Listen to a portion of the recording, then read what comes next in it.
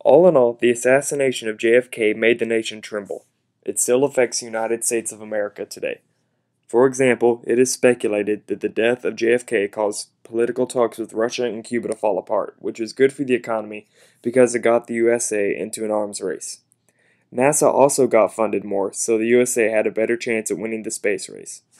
Also, JFK's death brought many new protocols, such as no presidents can ride in an open vehicle, and the assassination of JFK actually made killing the president a federal offense, which it was not before.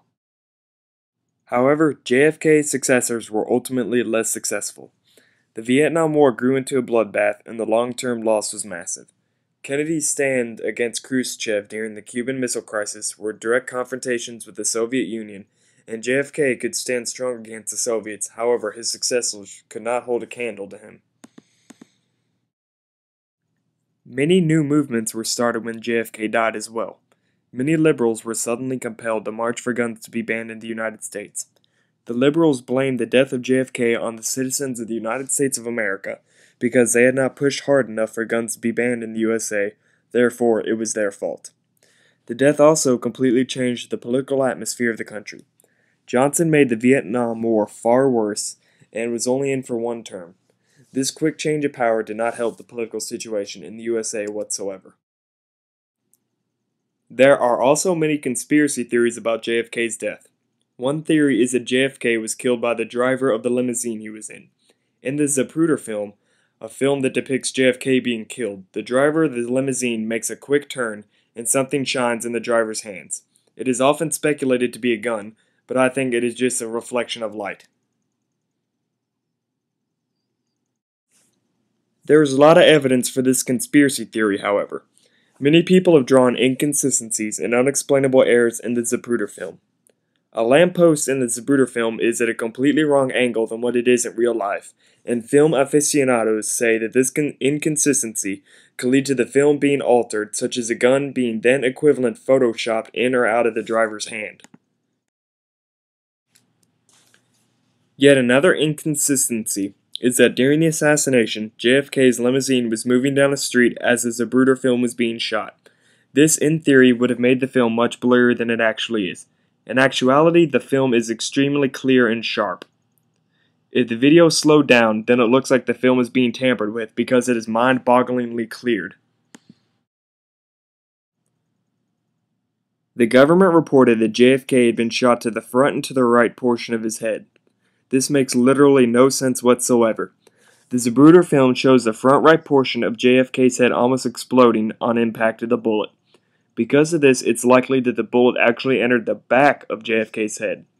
If JFK had been shot in the front right portion of his head, then the back portion should have exploded and not the front. The blood coming from JFK's head also looks extremely bogus. The blood is distorted along with many other things and seems to disappear into thin air.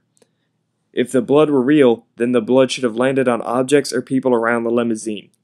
If the Zapruder film is slowed down enough, then one can see the blood does not get on anything or stain anything, it just seems to disappear into thin air like it never existed.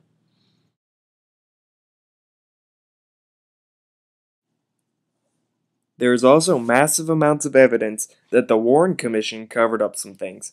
Michael Benson, an investigator, wrote that the Warren Commission received only information to it supplied by the FBI and that its sole purpose was to fool the public into thinking that an investigation was taking place when it was actually not. Also, the House Selection Committee on Assassinations said that it is statistically impossible that the number of individuals with some direct or peripheral vision of the assassination of JFK actually exist. The lack of evidence that says that there is not a conspiracy, or evidence that does not appear to be tampered with, is staggering. Some assassination researchers say that the witness statements that the Warren Commission did not agree with were thrown out and not used at all. Other researchers report that the witnesses who got the assassination on film or who took a picture of the assassination cameras were stolen by the police and destroyed. The House Select Committee on Assassination Investigations and Church Committee also report that many documents were withheld from them and that they cannot make a legitimate decision without these documents. In the documentary Best Evidence by David Lifton says the conspirators on Air Force One removed Kennedy's body from its original bronze casket and placed it in a shipping casket. While going from Dallas to Washington, the real body was then taken by helicopter to an unknown location and altered to make it appear like he was shot in the back of the head. Also, there may have been multiple gunmen. The Warren Commission said that 3 shots were fired in a time period ranging from 4.8 to 7 seconds. Since Oswald was using a bolt-action Italian rifle, it would be extremely difficult to fire 3 shots in that amount of time. Governor Connolly, seated in the limousine's jump seat in front of Kennedy, told the Warren Commission that though the thought immediately passed through my head that there were either 2 or 3 gunmen involved, or even more. Either that or someone was using an automatic rifle. Thank you for taking the time to watch our video. I hope you have learned something new or perhaps drawn your own conclusions about the JFK assassination yourself. What do you think?